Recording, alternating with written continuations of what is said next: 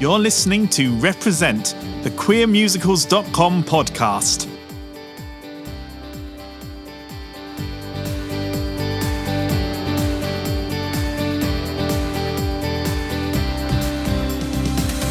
Hello and welcome to Represent, the queermusicals.com podcast. My name's James Lovelock and I am joined today by the glorious Allie Daniel and the fabulous Isaac Hesketh. We're going to talk all things to do with representation in theatre and musical theatre.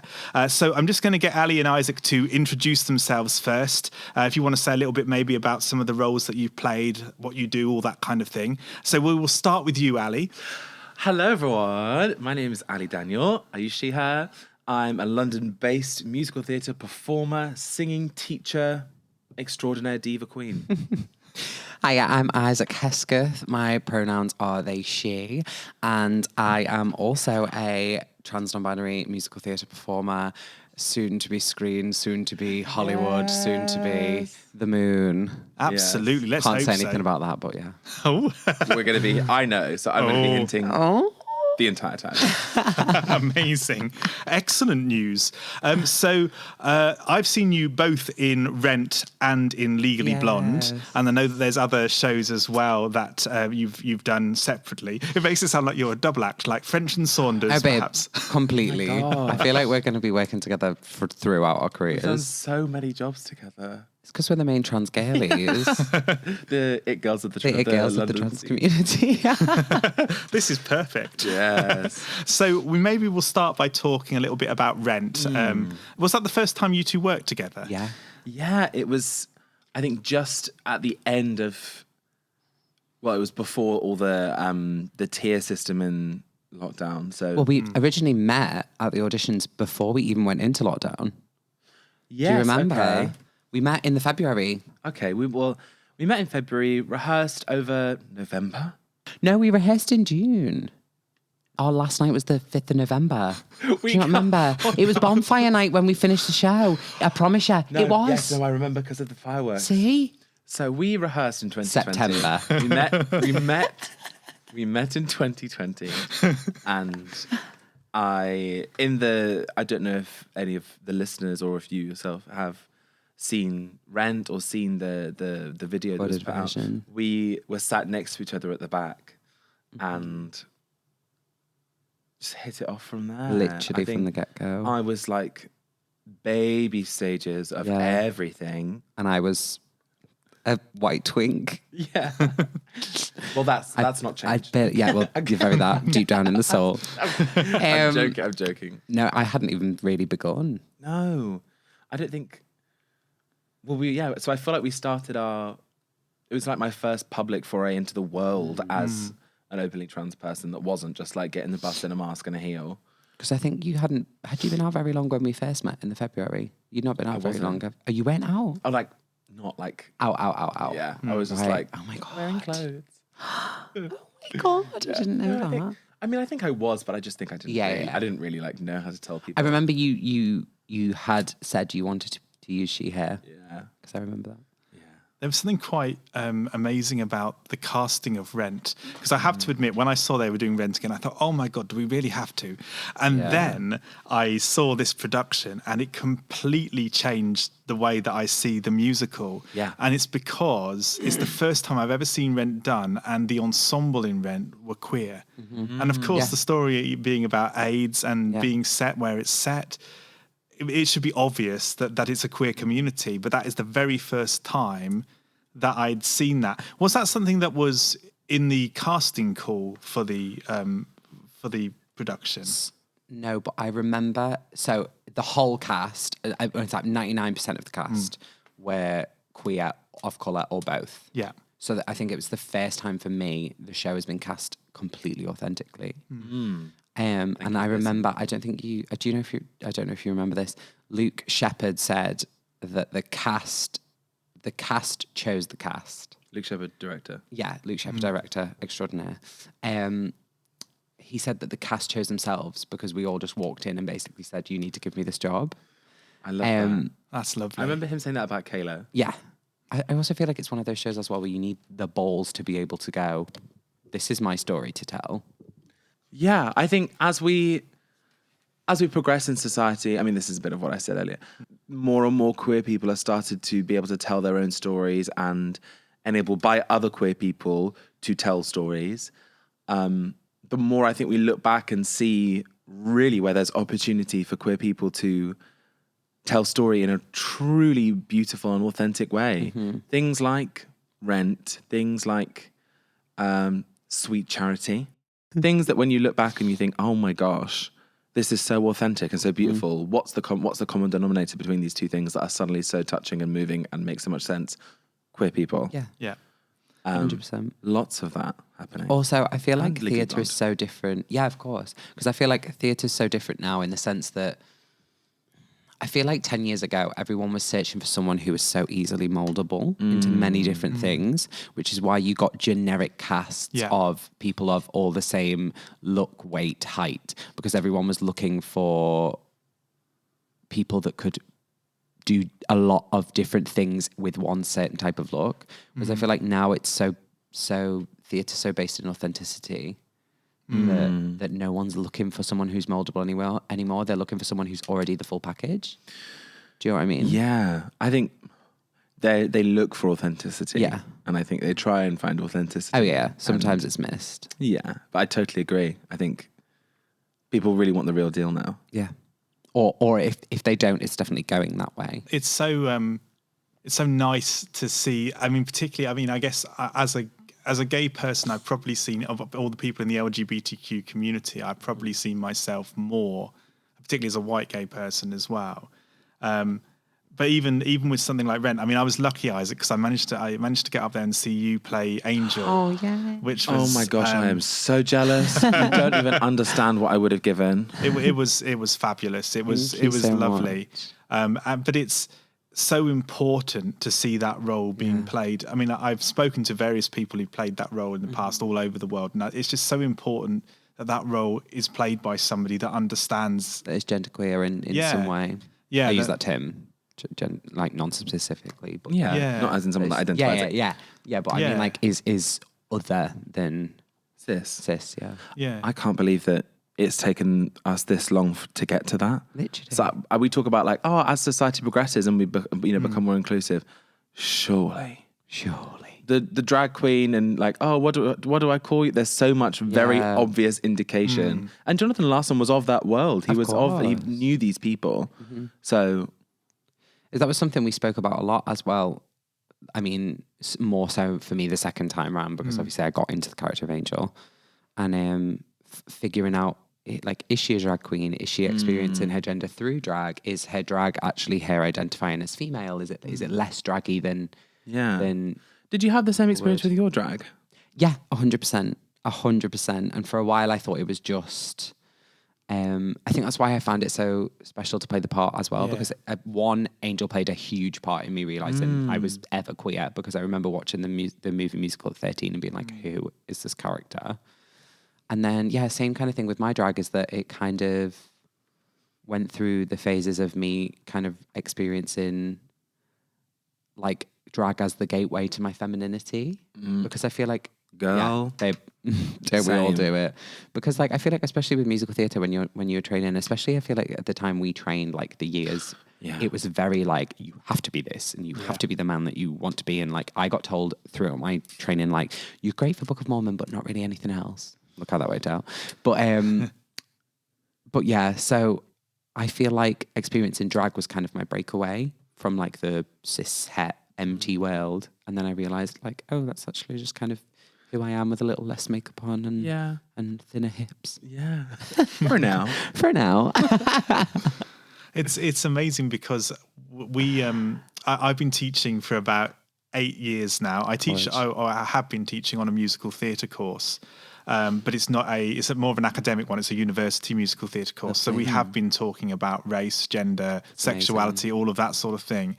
But in that time, the change in the way that we are able to think about things like voice, things like movement, and it's a change that's got to happen more quickly because of people, trans people, non-binary people, because there needs to be, if there aren't roles that exist now, then they need to be created or they need to be adapted in a more consistent way. 100%. I can't agree more. I feel like there seems to be this disconnect between the people that have the power right now, in terms of casting, in terms of creating shows, and the people like us, the trans non-binary, people that are going up for these roles and saying, "Hey, I want to throw my hat in the ring to do this because I feel like I can really do this."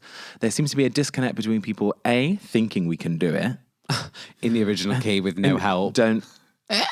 The amount of times I've gotten an audition and it's like, can you sing this in the original key? And I'm like, oh, no, sorry, I'll struggle. And then they'll reply like, oh, well, it's in your vocal range. I'm like, yeah, and I'll be screaming my lungs off 8 shows a week. Like, are you insane? Yeah. I will say, I think maybe you should use Legally Blonde's kind of knowledge to know that you can do that. Yeah, 100%. You can screech your tits off tits. Sorry, tits. I was like tits. You can screech them off 8 shows a week. Yeah, you can do it. But do I want to do it? No, exactly. I think that disconnect is like not just like can we do it, but if you are going to let us tell these stories, you need to let us tell these stories in our authentic way. Because it's so much easier to, like, for instance, I use the song "I Dreamed a Dream" for no particular reason. If I was to say, I could probably scream that in the original key. Yeah. Had it been taken down, would I act it better? 100%. Absolutely. Because I'm not thinking about screaming my tits off. No. Yeah. I think there's also a balance here because I know trans people that are purists. Yeah. And which is understandable. Yeah. So like people that can sing in ranges where if they've transitioned and they identify as a specific, maybe more binary gender, where if they can sing those things, they want to sing those things because they've worked to be able to sing those things. Amazing. And therefore, I'm like, yeah, good for you, but not everyone is you. Literally. And if you can do that, amazing, good for you. I mean, I personally am quite, I guess lucky just only in where my voice sits. Yeah, oh my God, 100%. So, I may have quite a resonant and deep speaking voice, but my singing voice is, I think, actually quite varied. But she goes up there, kid.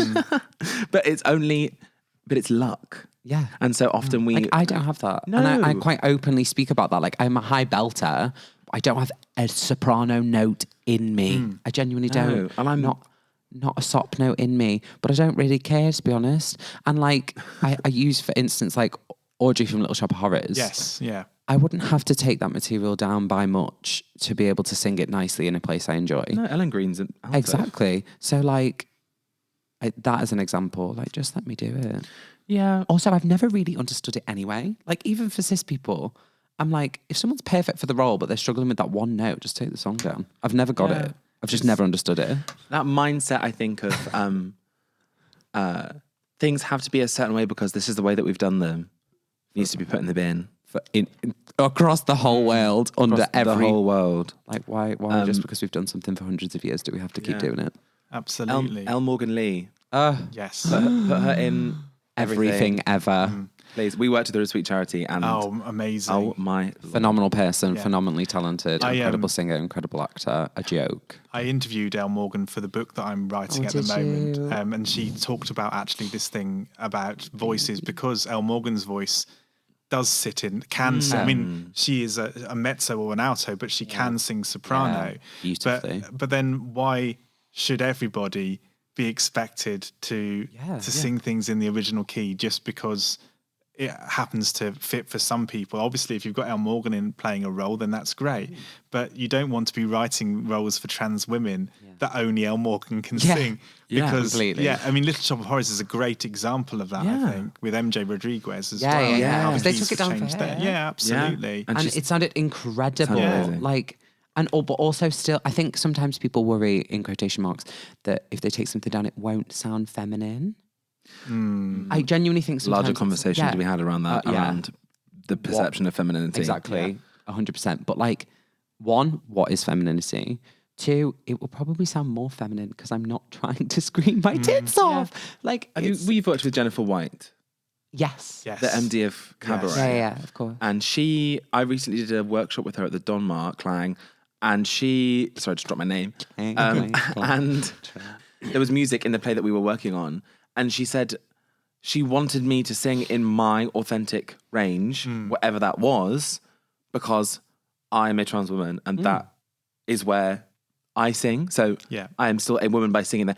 Yeah, so I feel like it costs creatives and producers, I'm going to say like 10 minutes of your time and energy to sit someone down, ask them what they're comfortable with, first of all. Just ask what we need. Yeah, ask what they need. It feels like really obvious and wild that that's not been done before.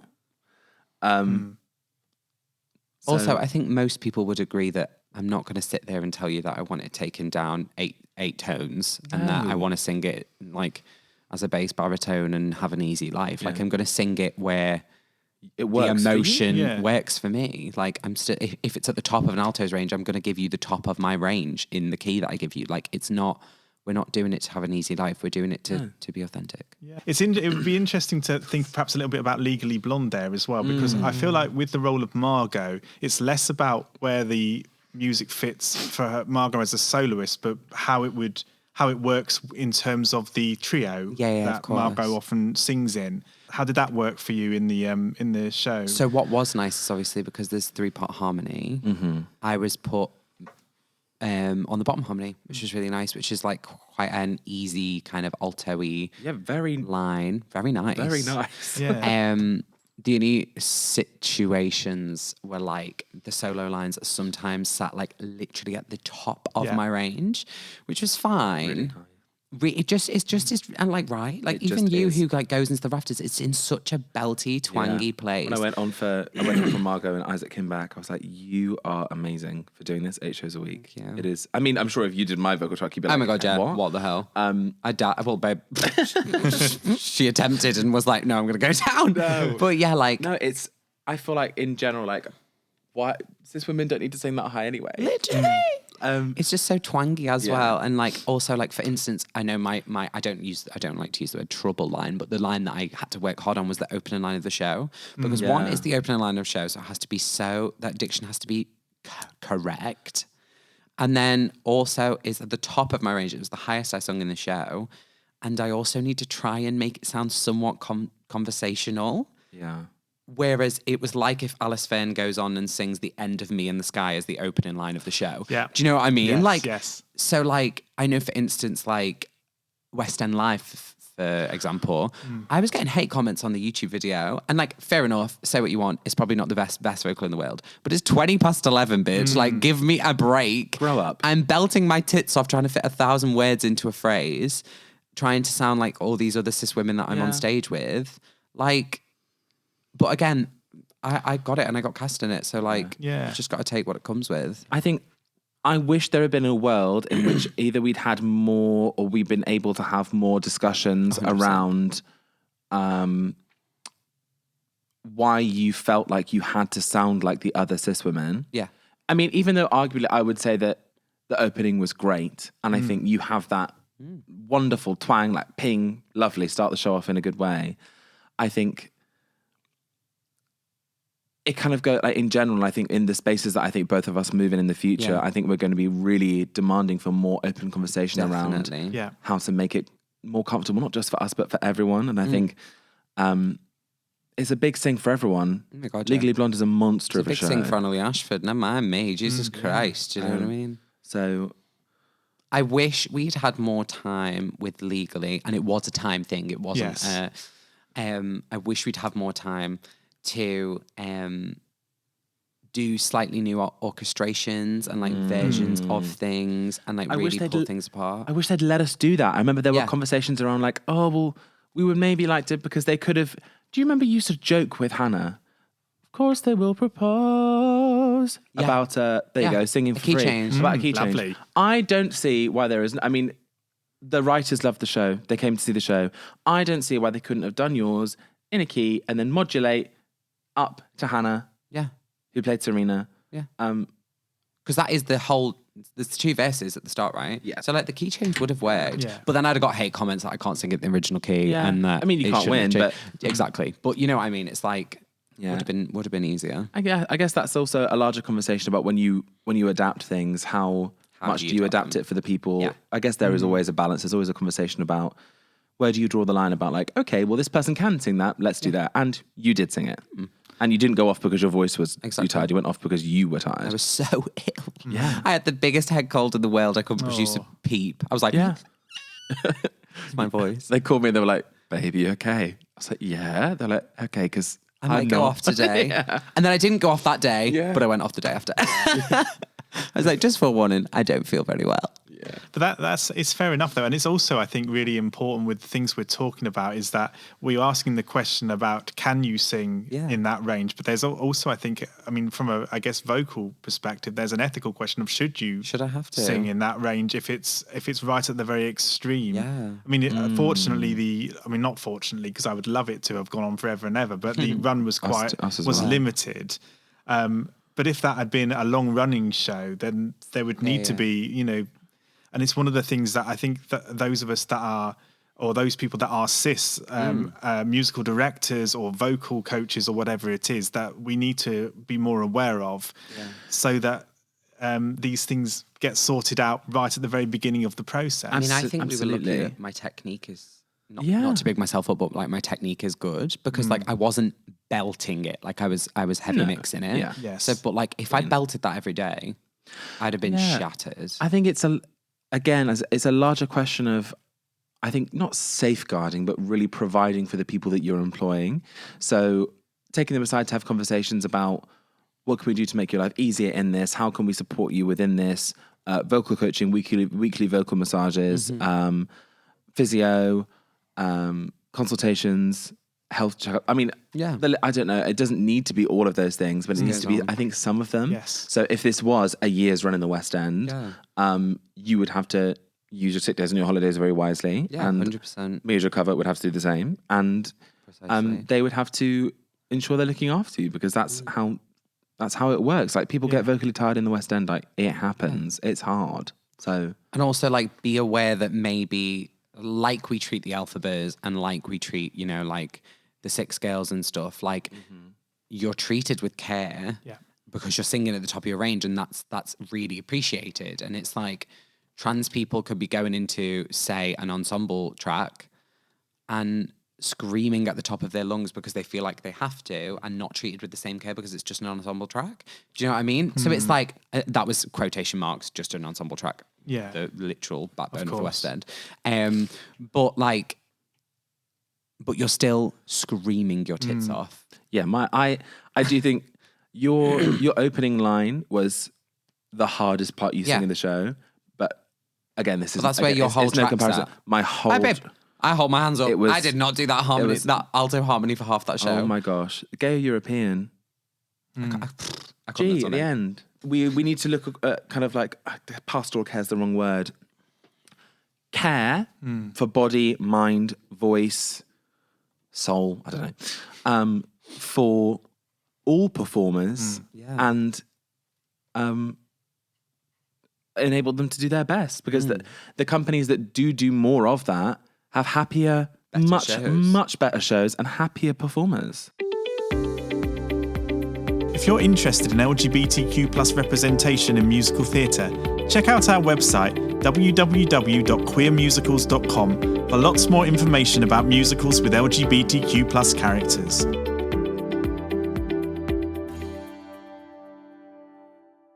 I was going to ask you a little bit about the this idea of, I guess, perhaps a queer space. The idea was particularly with Rent and Legally Blonde of there being so many LGBTQ people involved in the production and how that impacted, or did that impact the productions at all, or your experience of working with those people?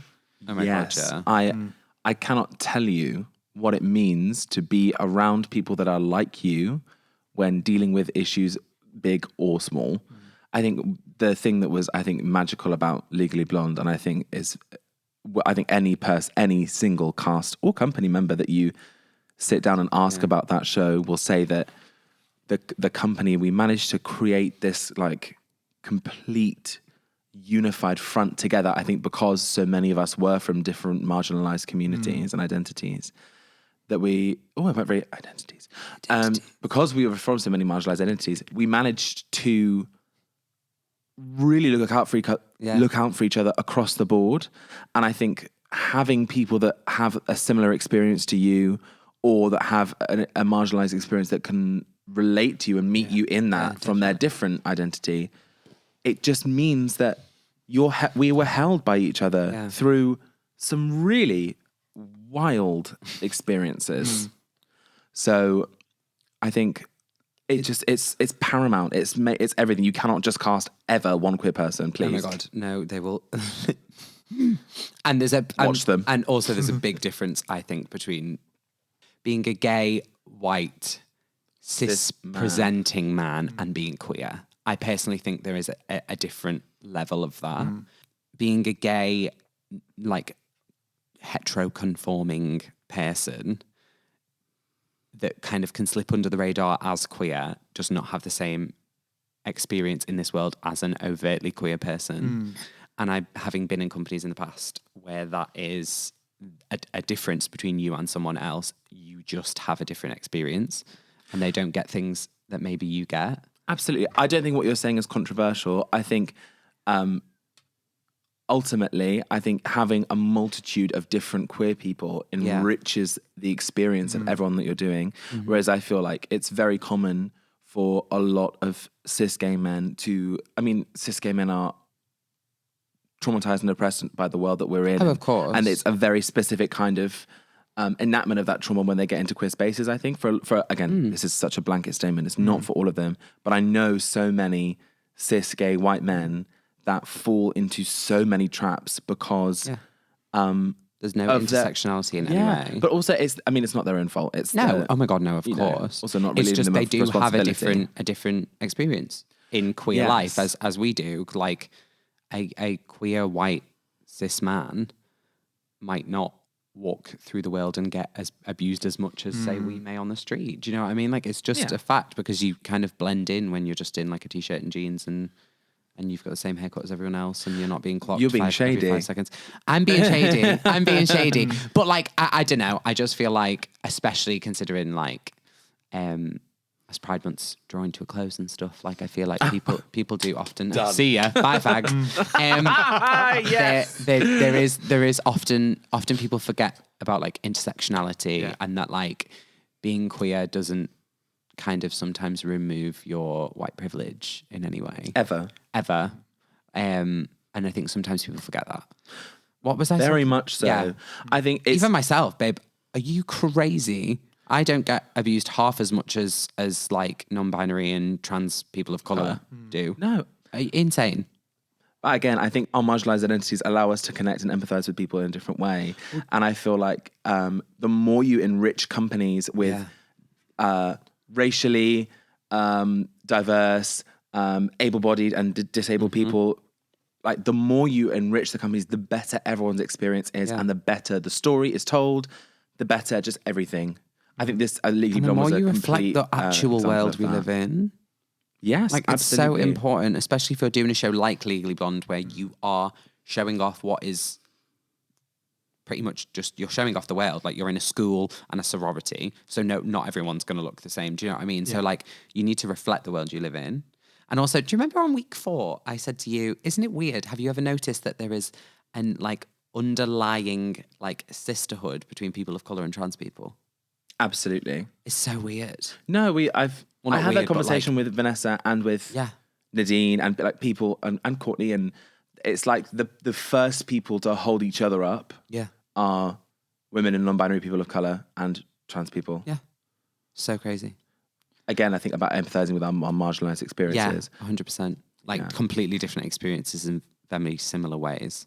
I find it quite difficult to kind of think about where I fit. I mean, I use the term gay person at the moment just because I'm not entirely sure how I feel and where I fit. But the reason that I struggle with that is because I've seen people like you on stage and it's opened something up for me where I think I don't have to always be in binary camps. Oh God, no way. And I think one of the really important things, even in companies where there are a lot of white cis gay men, which there often are, I really hope that they are able to learn and to think about what is different about the companies, Yeah. even if they, and I am somebody that has definitely behaved like a complete tit over various things, plenty of mistakes, all sorts of occasions as a teacher, as a performer, whatever it is.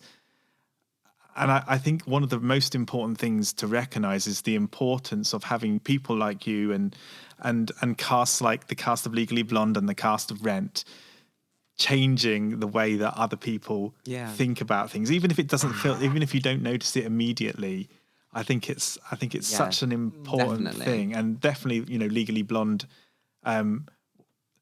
because it was so different to the original production, started to make all sorts of people think, oh, well, if we can do it with Legally Blonde, what if we do it here? What if we do it, in these other shows? Jesus Christ. Thank you for those kind words. Yeah, I feel really like sweet. it's so deeply touching to have people have their experience of the world and of themselves grow because people like us exist in spaces in an accessible way for them to see. I think that's something I'm still processing after Legally Blonde, is the effect that this cast and Courtney have had, that woman, and Vanessa and Nadine and just all these people have, and Michael, all these people, the effect that these people have had on people. I've had, I think. Because I don't know about you, I never see myself as like, I often, I'm sure you do as well, get called like a trailblazer for like queer theatre, and like which I'm like I'm very grateful for that, and it's a lovely thing to be called, and like for people to think I'm changing history is like insane. But like I don't know about you, but I'm literally just trying to be me and have a career and still do what I want. Like I'm not trying to. I'm not active. I mean, I am like kind of actively trying to do that now. But when I first started out and I was like just trying to be me, like I was literally just trying to live authentically and do the job that I love. Like that's what's beautiful about it, though, is you just trying to be authentic inspires other people to also be authentic. But is that not mad to you still? I feel it's ridiculous. We've both been the first ever something. Yeah. And I have a love-hate relationship with it. Lovely, cool. I'm the first ever, whatever. Don't let me be the last. I can't believe that I feel it's so sad. Yeah, so late on. Like, oh God. I'm a big believer in... Because they've always been there. The AIDS epidemic set queer rights back 30 years. Mm-hmm. Everything that was about to happen for the queer community and that should have happened within the next 10, 20 years has now happened 50 years later. Is that not insane? Coming on for that. The Regents. Yeah, well, yeah, coming on to that. Like, it's just such a shame, I feel like that. And also so many older people in our community, like you speak to like working on the drag scene and stuff, like you speak to older queens who's obviously like friends, and it was their generation that went through it and they lost so many friends and stuff. And sometimes people, you speak to them and they're like, you're talking to them about like their friends and stuff, and then all of a sudden they go like, oh yeah, like these are my friends from the time, and they don't have many left, and you're like, oh, and you actually deep it and you're like, oh God, it's because everyone passed away, so there was no one to actually fight that fight in the older generations, and there's no one to pass down that knowledge, and there was no one for things to move quicker with, if that makes sense. I'm sorry, I'm not very good at wording things. No, sometimes. Because the knowledge, I feel like the knowledge wasn't passed down, and things weren't. We didn't have that older generation, not my generation probably, but the generation above me, which was the generation below, the generation that went through the AIDS my epidemic. generation. Yeah. It's like they didn't have the older queer generation to show them the way and to uplift them. So I feel like we were set back so far. So like it's such a shame when we're the first, because you think the first should have happened in like the 2000s. It should have happened 20 years ago. I see what you mean. But it didn't because of that. Do you know what I mean? I think it's also the oppression of women and of course, I think specifically comes into play when we talk about this, and I feel like what so often gets left out of that conversation is the queer women and women in general who looked after all the people during the AIDS epidemic. Definitely. And who, because of the oppression of women across the Western world and the world in general, but their stories aren't told, their worlds aren't even brought into or thought into. They were the ones that held us up, queer women. Yeah, and babe. like but I feel like they're often Still forgotten do. about. Still do. To Still this day. do. Amen. And it's just like the actual backbone, babe. Yeah, she's pointing to herself. No, because queer women hold me Yeah. up, and I'm a queer woman. Yeah, So exactly. I know how many people I hold up. So Yeah. it's Babe, 100%. Always have done, always will do. And I just feel like they're often forgotten about, and things like Pose and stuff have been great in the sense of they've shown that, like the ACT UP movement, yeah. like Look how influential Pose has been. insane. It's on, like- Whether you like it or not, it has been influential, Yeah. and it has educated so many people, me included, on things that I didn't know happened at the time. Yeah. Well, I'm a member of the ballroom and voguing community in London. Amazing. So to see the stories told the right way in such a beautiful, I've cried I'm sure everyone cried every episode is amazing. But look at what casting the right way and letting these people tell their stories can do. Yeah. Ballroom voguing was on the BET Awards.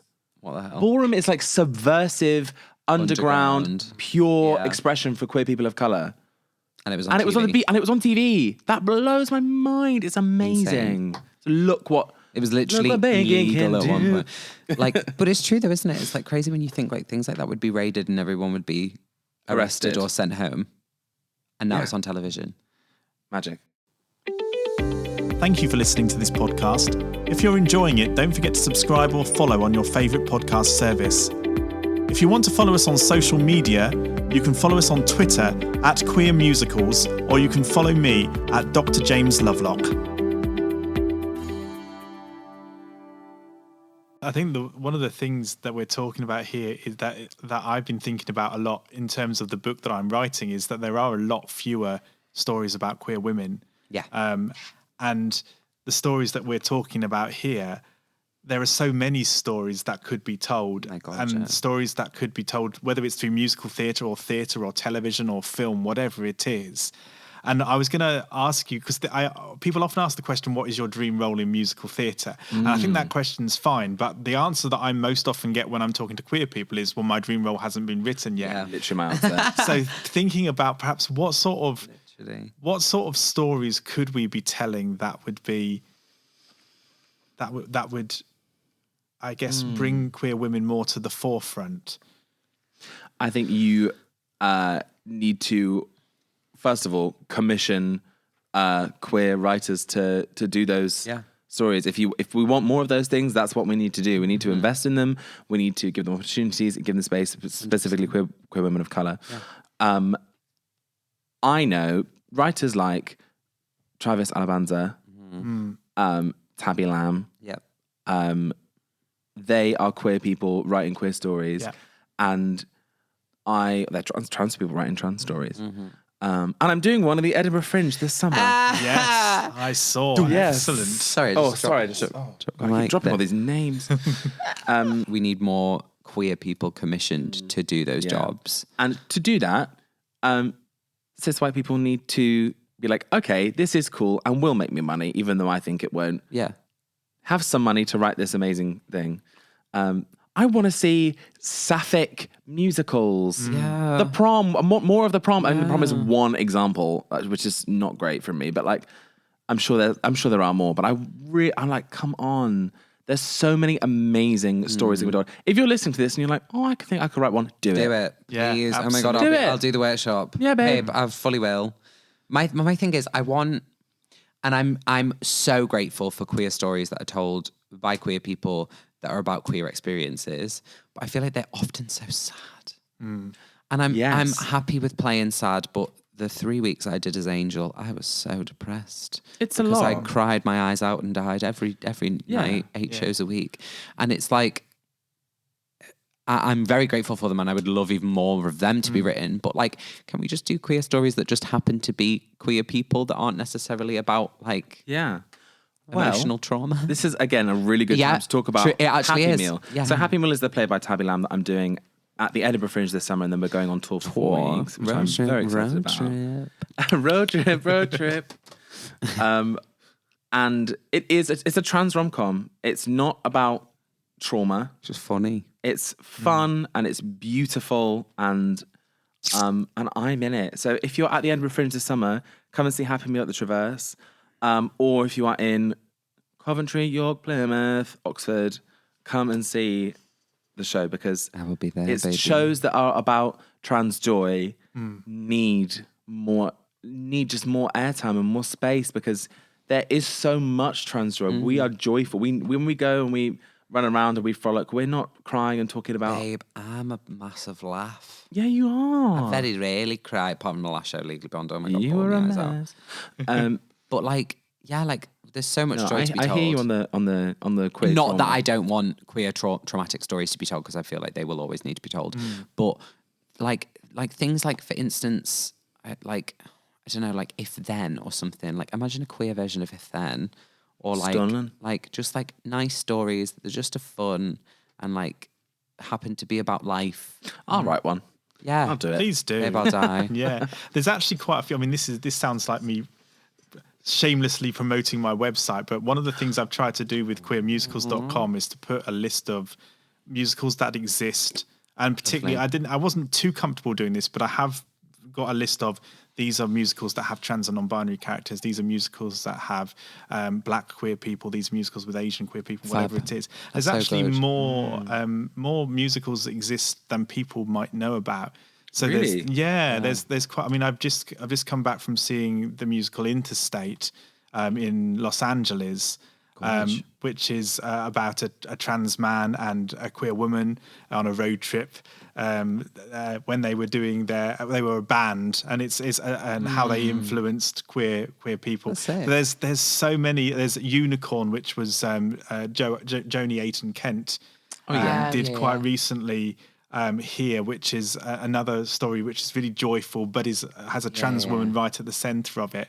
And one of the things I'm really keen to do is to try and really sort of promote those things that exist already, and then think about how do we help those shows to move on to the next level. And as you say, how do we also encourage people to write new things, and from new things, particularly from new perspectives as well, I think. Yeah. We know how we do that. It's by opening up space and giving them funding and providing adequate resources for training and education at the ground level for those people. So before they even get to wanting to write anything, they've had writing camps from school where there is a space for trans and queer people of colour, and where there's like support groups for trans kids, where there are summer schools, where there are weekend courses, where, you know, really investing in education so much along the line, which is why when people say we couldn't find anyone, I'm like, You're lying. First of all, you're lying. Second of all, did you? Okay, so you if you truly can't find anyone, because sometimes I get it. Everyone's working. Sometimes you do 3 audition days and everyone's busy. Yes. If then, I would say, donate to a school. Babe. Is that a bit? I mean, maybe that's a bit too radical of me. I mean, you know what? It's not too radical. It's too radical for them of me. I don't get when people say we couldn't find anyone though, because like, babe, you have Instagram. Yes, I'm here. I'm not working. Like, but babe, truly though, like, just throw a couple of people a message. You may have done auditions and like no one's turned up to the auditions, or you've struggled, but like, just message a few people. If you asked me, we literally have a trans Twitter group chat. Like, if you asked me if you need a trans person in a show and then you tell me you couldn't find someone, I could have found you 8 people in 5 minutes.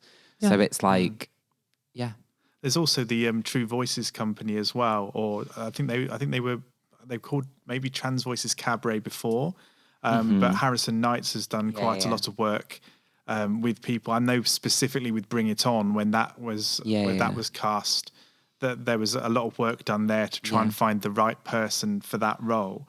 And it is, and with the musical I've just spoken about, Interstate, the writers themselves ended up finding, in the initial run anyway, ended up finding the characters that the actors they needed, because they were told we can't find anybody. So the writers went out and found the people by going to drama schools and colleges and that sort of thing.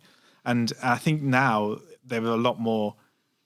It feels like there are a lot more people out there more visibly, because we've started the ball rolling. 100%. So there shouldn't be an excuse. I also feel like, and I feel like we actually got onto this quite well, God, that was the worst English sentence in the world. We started to do this after lockdown. Is I feel like auditions are never and have never been very accessible. Like for instance, when I was first starting out and stuff, and I just graduated, I couldn't afford to take a whole day off my bar job to go and do like a 6-hour audition day at Pineapple. Like, it's insane. Like, if you're looking for a specific kind of people, So elitist. just let them tape. I've never understood it. Like, I personally don't understand why first rounds aren't always taped. Yeah. Because you have cut your workload down by 50%. You've not wasted my time and my day. Like, I just feel like if more people taped, it makes auditions so much more accessible. And then you'd have less of the I couldn't find anyone, because you've got, yes, hundreds more tapes to sort through. That's your job. but like, you're literally getting paid to do it. So like, I just feel like it leads to better casting, I think, if we let people tape for first rounds. I think there's a conversation to be had across the industry about accessibility. Yeah. Not just in like accessibility to auditions, but also for disabled people in auditions in general. Babe, I know rooms that people haven't been able to get into. Yeah. Well, Literally have not physically been able to get into, because So they're not got not able to wheelchair audition. access, and they've turned up and been like, I can't get into the building I'm about to attend an audition for. How do you expect me to attend the audition? I really think accessibility, but again, that also ties into a lot of what we've been saying. Yeah. It's really imperative that people are allowed into these spaces, because when you include us, it only makes things better. Yeah, because I'm incredible. You are. I love You that are. word, by the way, imperative. Imperative. I It's love it. imperative. Such a good word. Yeah. Same with like writing, finding new people, Having a laugh. all of it. Just everything. Let people It's in. Literally. Just take the extra 5 minutes out of your day to be like, okay, Work. I'm going to sit down and Yeah. see what this person needs. Yeah. Even in an audition room, especially in an audition room. Oh my God, especially in an audition room. Ugh. But I'm also really a big believer in, I mean, some people may not like this, but I'm a big believer in you own that 5-10 minutes you're in the room for. And I feel like a lot of people coming out of drama school, like you walk in, you be really polite and like you're careful and you're like blah, blah, blah. I've never been that person. I've been like, this is my 5-10 minutes. It's not your 5-10 minutes. You're here all day. So like. You're quite good at that though. As a Yeah. person, you are quite good at. Exactly. I was going to say stumbling into a space and just being so authentic. Yeah, I think I always stumbling have is a- been, to be honest. Yeah, Even when no, I you was- have. I even remember when I was really young. Like, Yeah. I'm not a person that can like hide anything in my face or really in my voice. Like, everything I'm thinking just comes out my mouth. Yeah. It's true. It So does. like, even for Legally Blonde, I remember I walked in and was like, "Hi, I can sing all the verses in Oh My God, You Guys Up the Octave, but I will not be singing the chorus up the octave." And Lucy was like, "Great." And I feel like so many people were. I know loads of people that auditioned because literally the whole industry was in for the job. Every queer person. And There was a queer call, I'm sure. yeah.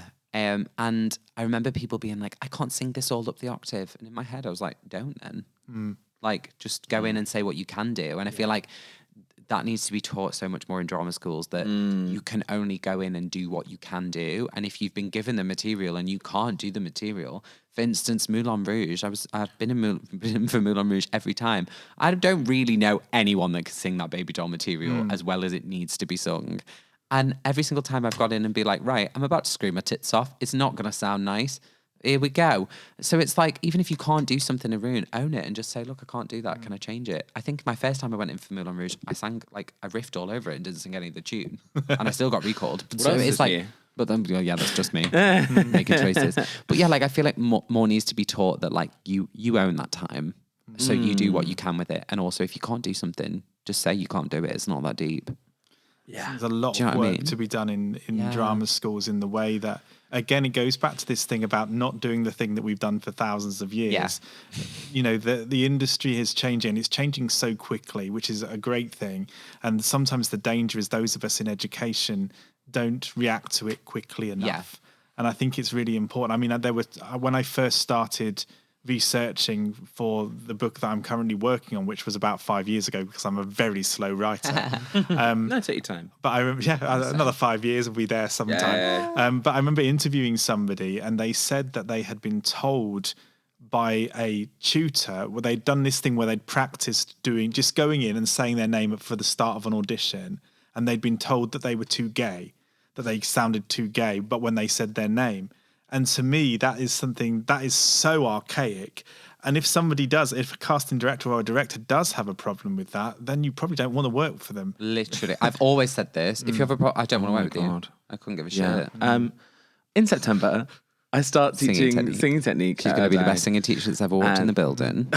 And I do feel like, apart from providing great singing teaching to a certain number of students, I also feel like it's a real opportunity for the general faculty having a trans person on their faculty. 100%. It really shifts things, and I think we get so much of that archaic old bullshit of you sound too gay. Yeah. You're too this, you're too that. Yes, I am. Enjoy it. Bask in it. Come with me. Come with me on the journey of being too much. What are you scared of? Yeah, maybe that. So I feel like I mean I know we've had so much of that. I've of that attitude, and I feel like being in that faculty is going to give me an opportunity to 100%. I don't know, stop that, maybe just by being there. Also, Airdang has always been a very, and I say this openly, and I know they won't mind me saying this, it's always been, I think, possibly the most progressive drama school in terms of like number of students of colour, number of students and being allowed to embrace the queerness. And there were still times, even at Airdang, when there were a lot of queer students that I was like, oh, I don't think that should have really just been said, or oh, that I probably could have been handled a bit nicer, or oh, that was a little bit racist. Like, do you know what I mean? And it's like, and that's one of the more progressive schools. So you think about other schools where you're like, oh my God, I can't imagine it. I trained quite a while ago, I guess. But also we've come a long way. We've come a long way. Still got a long way to go, of course. Airdang is really on the way though. Like, yeah. Have you met Lucy Banfield yet? No. Lucy Banfield is head of vocational training at the Airdang Academy. And we had this massive conversation. So Lucy taught me jazz when I was at college. She taught me drag. She taught me drag. She taught me drag. She's my drag mother. She taught me jazz when I was at college. And we never really got to know each other on a personal level. Obviously, student-teacher dynamic, whatever, you never really do. And I went back recently to teach acting through song as a guest teacher. And we had a conversation about like, you know, like trans well-being and like students of colour and like how the school has progressed and stuff. And she told me about like all the changes and stuff. And like, there's like a well-being society now. What the hell? Like, and she's so on the forefront of understanding that students' well-being leads to better performance, which is just insane that people don't and have never understood that. Like, do you know what I mean? Like when you give students like a 10-minute dinner break in an 8-hour day, of course it's not going to lead to high performance when you've got 4 jazz lessons, a singing lesson, an acting lesson, and a ballet lesson in that day. Like, she's just so on it with the sense of like, even like with having the faculty represent the students, like she was aware that there were no trans people teaching some kids that were trans. And she was like, that's insane to me, because if I'd gone to a school where there were no people of colour teaching me, I would feel completely alienated and feel like no one was representing me. So she was like, it's so important that we reflect not only the world, but also the students that come to the school. Absolutely. So I feel like, again, like you say, being on the faculty and like having guest teachers like me, for instance, like it's so helpful and transformative. Yeah, transformative. So I'm interested to know about your plans for the future, really. What I know you can't be too specific with some of these, but what sort of things do you see yourself doing over the next couple of years or so? Do you want to start? Oh gosh. Well, okay. So obviously I'm doing Happy Meal at the Traverse Theatre at the Edinburgh Fringe over summer, and there's a secret project that is going to happen at some point. But if it doesn't happen, I want to be Nancy. I know Oliver's coming to town. I want to be Nancy. Oh my God, I don't know kill. You or Adele, it has to be. Yeah. There's something, I mean, there's see that for you. Things happening, and I do feel like with the scope of things that are happening, I think there's much more opportunity for queer and trans people. It's time to have some trans people in leading roles in the West End. Yeah. It is time. Like, I can't I can't stress this enough. And not just with things like Jagged Little Pill that were like written ambiguously, but need to be cast as trans people. Yeah. Rent's coming to the West End. Oh, amazing. We don't know if that's us or not. Almost certainly not. Almost Certainly not certainly me. not what? No, Almost certainly not. No, it will be. I feel like Rent is a vehicle for a lot of people. I think. I know for me, leaving that show to do something else, but then also having Carl come do that show to have made a space for another trans woman to It's incredible. do that role is amazing. I want that to keep happening. Yeah, 100%. Like the next generation of trans performers come and be ensemble in that role because 100%. I don't know, I'll be doing Nancy. whatever. I'll be Nancy. Nancy, let's put it out there. I do think Nancy's a very interesting character for a trans Allie person Daniel, to play. babe, 100%. Are you mad? I know. Isaac is doing something really exciting. I'm doing a TV series on Disney Plus. Oh, amazing. Congratulations. I'm pretty sure I'm allowed to say that much, Yeah. but I'm not allowed to say anything that's else. fine. It's my first TV gig. I've never done TV before. I'm shitting myself. You're gonna have such a good time. I'm just excited. I feel like it's so much fun, and it seems like a really cool project. So I'm really excited for it. It's really fucking cool. Other than that, I again want new stories to be written. Yeah. I want that Jamie 2023 UK whatever tour. I want to play Audrey in Little Shop of Horrors Yes. just because I love that show so much, and Somewhere That's Green is the song that booked me Legally Blonde alongside Almost Party in every the show US, you've done. alongside Party in the USA. Yeah, and I want to keep doing more TV because I always believe that everyone should be an actor first. So for me, TV is really fun, and also TV is the most accessible form of seeing yourself represented. Yeah, media. There we go. But like seeing yourself represented is easiest to see yourself represented on TV. So I'm excited to represent people. I can't wait to watch it. Thank you so much. Thank I was you. gonna say thank you for having us. It's been so nice to be here and just to connect with Isaac and again after because Legally Blonde. For those of you listening, Legally Blonde is the body's still warm. Oh, babe. I'm still crying. Yeah. So being able to just see my sis like this is just divine, and just to talk about this, and you're lovely. So thank you so much for having It's us. been a dream. Thank you. And thank you everyone who's listening, and I'll see you next time. Yeah, bye.